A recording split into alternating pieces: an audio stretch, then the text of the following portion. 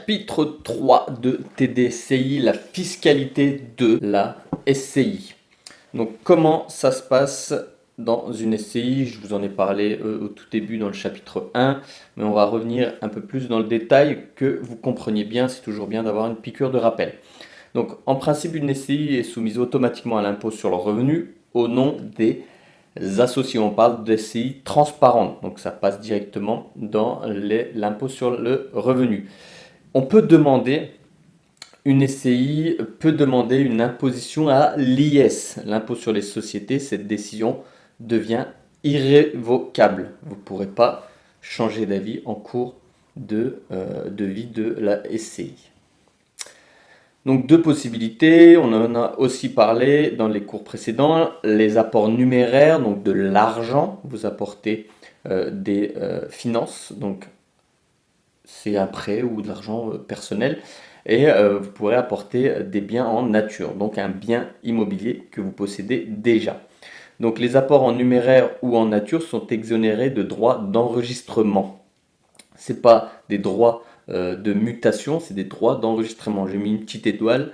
Les droits d'enregistrement définissent une taxe ou un impôt perçu à l'occasion d'un acte juridique. Donc c'est un peu moindre, mais ce n'est pas les frais de notaire qui sont exonérés. Désolé.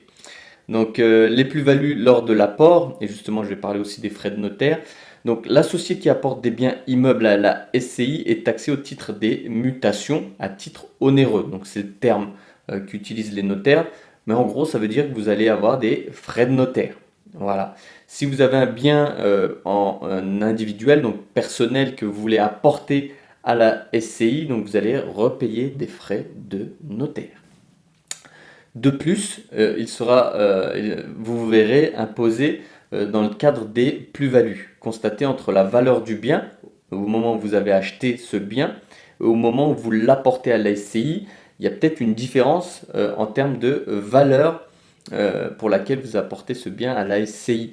Donc la différence de valeur, donc si par exemple vous avez acheté un bien il y a 10 ans 100 000 euros, que vous voulez apporter ce bien-là à la SCI en nature, et qu'aujourd'hui il vaut 150 000 euros, donc la différence c'est 50 000 euros, donc vous allez payer en plus des plus-values sur ce bien-là que vous apportez à la SCI. Donc ça il faut le savoir, donc frais de notaire plus plus-value qui peut vous être exigé lors de la constitution de la SCI si vous voulez apporter un bien en nature. Donc c'est pour ça que je dis souvent que mieux vaut acheter dès le début avec une SCI plutôt que de dire je vais le faire plus tard, parce que le fait de le faire plus tard, ça engendre ce genre d'inconvénients, donc des frais de notaire en plus. Et si le prix de l'immobilier a augmenté, vous allez payer des plus-values supplémentaires. Donc voilà, il faut réfléchir avant de passer à l'action, c'est ce que je dis à chaque fois. Donc les cessions de parts. En cas de cession de parts, l'acheteur doit quitter, donc celui qui achète, un droit d'enregistrement de 5,8%. C'est ce que je disais au départ, les droits d'enregistrement, vous n'en avez pas lors de la constitution, mais en cas de cession, là vous en avez parce que il faut faire de la paperasse entre guillemets. Donc tout ça coûte 5,8% du prix des parts. Si vous avez une part à 100 euros, elle ne sera pas de 100 euros lors de votre achat, elle sera de 105 euros et 8 centimes. Obligation fiscale des associés. Chaque associé doit porter sur sa déclaration annuelle des revenus sa quote-part des résultats de la SCI, c'est le CERFA 2072, donc il faut qu'il déclare ses impôts sur le bénéfice de la SCI, donc c'est le volet 2072. Sauf option pour les microfonciers, il devra donc souscrire aux documents CERFA 2044 et 2042. C'est le même que les personnes qui investissent en individuel. Donc après, si vous avez un expert comptable, c'est lui qui gérera tout ça. Et vous apportez juste les justificatifs, tout ce qui est facture, taxes foncières et tout ça. Modalité d'imposition, les mêmes qu'une détention en direct en proportion de ses parts selon le résultat de la société.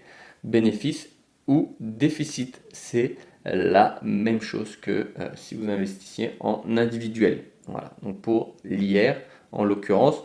Donc si vous avez des bénéfices, vous allez payer selon votre TMI, tranche marginale d'imposition. Si vous êtes dans la tranche à 14%, c'est très bien, vous allez payer 14% de vos bénéfices en impôts. Après, il y a aussi le quotient familial qu'il faut prendre en compte.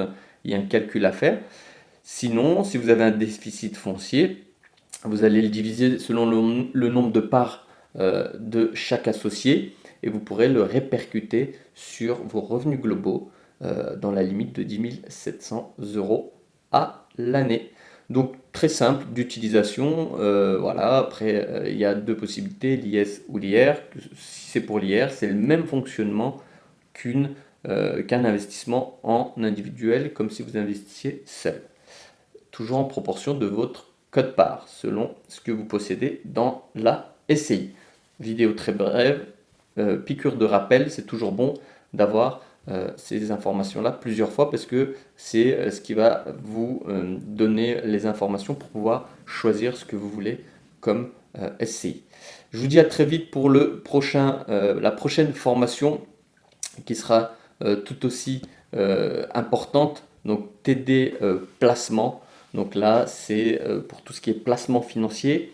Pendant que je tourne cette vidéo, on est en plein dans un crack boursier. Donc c'est le moment idéal pour comprendre le fonctionnement de ce monde-là, le monde des finances, de la bourse, des différents actifs qui existent, les matières premières, les actions, les obligations, comment ça se passe. Et ensuite, après cette formation-là, TD placement, je vous montrerai mon portefeuille, TD portefeuille, comment j'investis moi personnellement. Je ne vous dirai pas d'investir comme moi, mais je vais vous donner tout ce que je sais et comment je fais moi aujourd'hui. Après, ce sera à vous de faire votre choix. Et ben, je vous remercie, je vous dis à très vite et n'hésitez pas si vous avez des interrogations. Ciao, ciao, ciao!